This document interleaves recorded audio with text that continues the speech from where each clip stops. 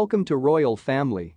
Meghan Markle's choice to talk about an occurrence which occurred during the principal day of hers and Prince Harry's last imperial visit has rankled a few South Africans on the web. Before we continue, please subscribe and hit the notification bell for more updates. The Duchess of Sussex referenced in the primary episode of her webcast series Archetypes that her child Archie Harrison gambled being engaged with a fire only hours after the group of three had arrived in South Africa.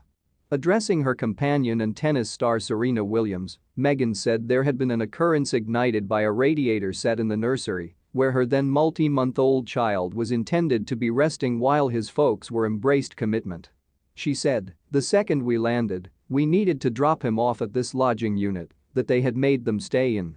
We quickly went to an authority commitment in this municipality called Nyanga, and there was this second, where I'm remaining on a tree stump, and I'm giving this discourse to ladies and young ladies, and we finish the commitment, we get in the vehicle, and they say there's been a fire at the home."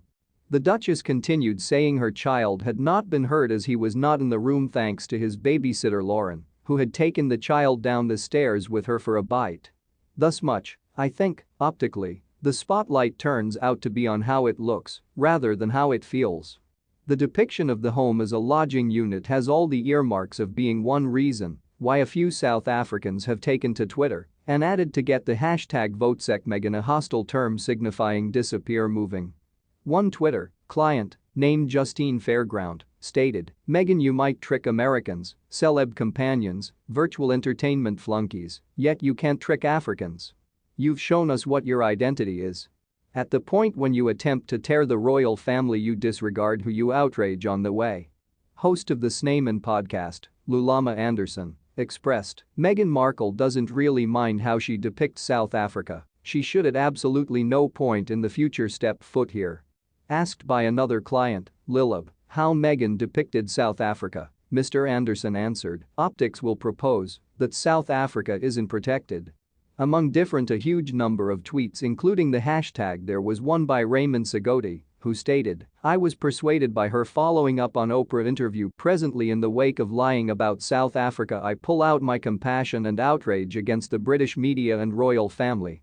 However, other Twitter clients represented the Duchess and her choice to talk about the episode, doubtlessly disturbing for a mother.